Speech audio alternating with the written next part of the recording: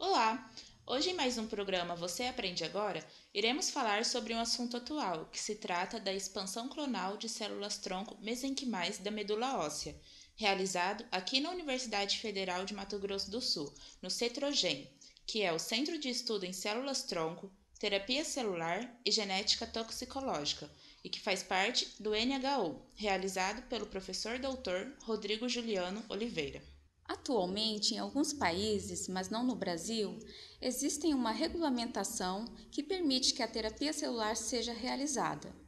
Dessa forma, podemos coletar células-tronco da medula óssea, da polpa dentária, da gordura e também da menstruação e de alguns órgãos. Esse material é utilizado para o explante químico ou físico da célula-tronco do tecido de origem. Essas células são posteriormente plaqueadas em garrafas ou placas de cultivo e expandidas até cerca de 16 milhões, quando elas estarão prontas e transplantadas para o paciente. No Brasil, isso só ocorre em experimentos tanto em humanos como em animais, e é preciso ser avaliados pelo Comitê de Ética e, se aprovados, os experimentos acontecem. Sempre nos inícios dos procedimentos de desenvolvimento de cultivo celular, é necessário que tenha uma asepsia bem feita. Para isso é usado o álcool 70. Primeiro se limpa o microscópio, depois a bancada. O fluxo laminar deve ser limpo anteriormente e sua luz ultravioleta ligada por 15 a 20 minutos antes do procedimento experimental. Logo em seguida, é feita a limpeza da incubadora de CO2, primeiro da porta externa, logo após a porta de vidro e sua trava. A limpeza das mãos é feita e só depois é realizado o contato com os frascos de cultivo, que devem ser tampados, já que eles ficam com suas tampas semi-rosqueadas. Na hora de retirarmos os frascos, é importante não encostá-los em nenhum lugar, para evitar a contaminação. Fechamos a incubadora de CO2 e levamos os frascos para o microscópio. No microscópio invertido de contraste de fases, limpamos novamente as mãos e posicionamos os frascos de 25 ou 75 cm² de superfície de crescimento junto à região central, que é marcado com um halo de plástico. Focamos no objetivo de 10 ou, se necessário for, a de 40 vezes. Podemos observar as células que, em contraste de fase de cor verde, possuem uma delimitação de uma forma mais brilhante. Logo em seguida, consideramos que as células estão aderidas e vamos para a capela de fluxo laminar. Apagamos a luz ultravioleta, acendemos a luz fria para que tenhamos uma adequada iluminação para trabalhar em alguns experimentos. Também é possível trabalhar no escuro, de acordo com a necessidade do fluorocromo. Retirou-se o algodão do frasco, onde está embebida em álcool 70. Procedemos à limpeza da bancada antes de colocar os frascos de cultivo. A limpeza sempre deve ser feita da parte mais distal da capela do fluxo laminar, para junto de você, puxando toda a sujeira. Logo em seguida, os frascos de cultivo são colocados nessa bancada que acabou de ser limpa. É utilizada uma pipeta de Pasteur, também estéril, e é acoplada a uma mangueira e a uma bomba a vácuo, do lado contrário de onde as células estão aderidas, por onde será retirado o meio de cultura, que é esse líquido de cor rósea de dentro dos frascos. Vertemos a Pasteur para cima, evitando que haja refluxo dentro do frasco, e fazemos isso na sequência com todos os outros. Esse experimento que vamos fazer é um repique celular, onde iremos fazer a expansão clonal de células-tronco mesenquimais. Procederemos à lavagem dos frascos de cultura com 5 ml de PBS, que é uma solução tampão-fosfato, utilizada para retirar as proteínas que ficaram sobre as células que são provenientes do meio de cultura, que são suplementadas com soro bovino fetal, que tem fatores de crescimento para as células, que em sua grande maioria são complexos proteicos. E com essa lavagem são retiradas as proteínas e permitimos logo em seguida a ação de uma enzima chamada tripsina.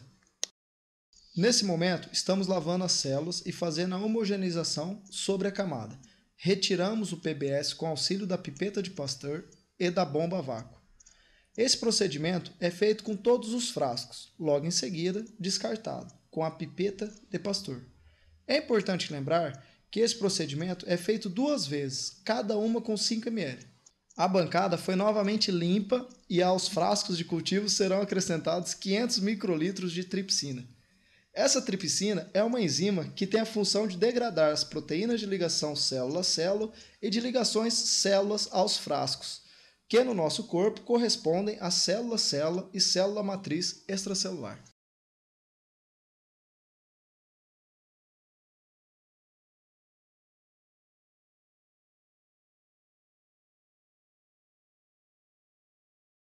Os frascos serão homogeneizados para que a tripsina passe sobre toda a superfície onde contém as células aderidas. Esses frascos são tampados e novamente garantem que a tripsina passe por toda a superfície das células. Esses frascos são levados para a incubadora de CO2, onde permanecerão tampados e a 37 graus centígrados por 1 minuto.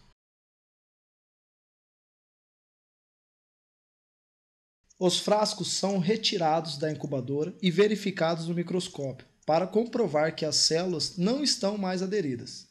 Logo após, a tripsina é inativada com 5 ml de meio de cultura, suplementado com 10% de soro bovino fetal. Neste momento, a tripsina deixa de agir na célula e passa a agir na proteína do soro bovino fetal, que está contido no meio. Em seguida, faremos a homogeneização, garantindo que haja uma maior superfície de contato para a enzima e as proteínas do meio. Os frascos serão novamente tampados, logo em seguida, e depois de homogeneizados, com o auxílio de um pipetador e uma pipeta de 5 ml, faremos a lavagem da superfície de onde as células estavam aderidas.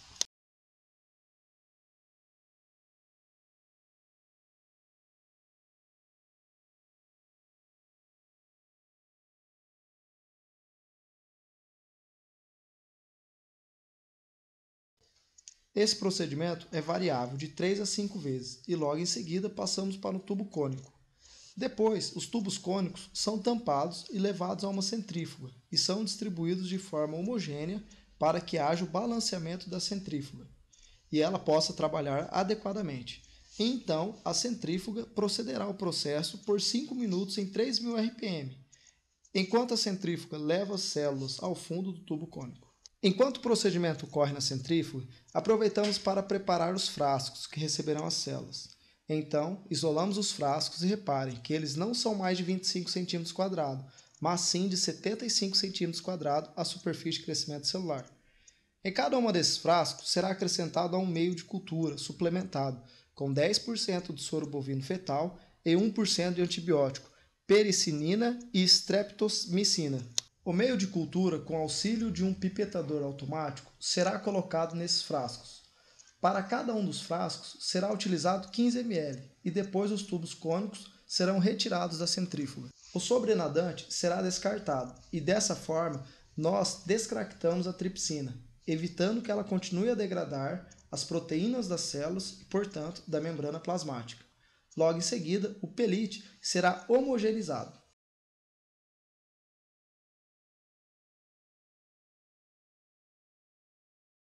Será ressuspendido em 1 ml de meio novo e logo em seguida será transferido para os frascos de cultura. Cada frasco pequeno agora dá origem a um frasco grande e a célula agora terá 3 vezes mais espaço para crescimento e confluência.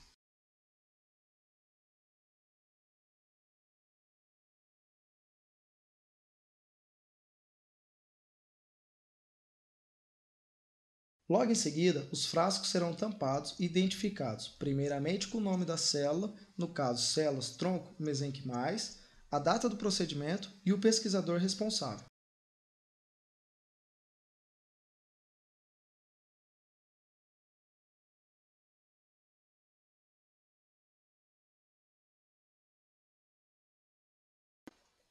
As culturas são homogeneizadas posteriormente e levadas para cultivo em incubadoras de CO2, nesse caso a 37 graus Celsius, com 5% de CO2 e 55% de umidade relativa.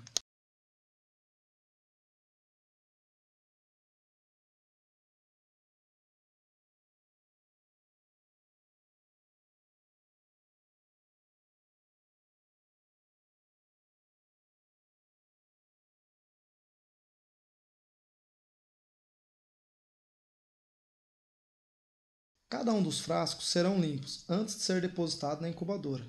Após o procedimento de limpeza, os frascos devem ser abertos e mantidos por 48 horas, quando eles voltarão a ser avaliados. O que acabamos de visualizar foi um experimento com ratos, mas o intuito é fazer também em pacientes. Nesse caso, se percebem práticas e técnicas laboratoriais desenvolvidas para as profissões não médicas. Elas ganham uma vantagem e passam a auxiliar a uma medicina que está nascendo agora, aclamada medicina transvacional. Essa medicina abriga as técnicas da biologia básica dentro da área médica, e nesse caso estamos vendo surgir no mundo inteiro a medicina regenerativa, onde não mais se pretende apenas tratar o paciente com medicamentos ou proceder cirurgias, que são muitas vezes muito invasivas. Se vê nascer uma nova era onde a medicina regenerativa prevê que a terapia celular poderá constituir ou regenerar novos órgãos, que trarão uma melhoria na qualidade de vida dos pacientes.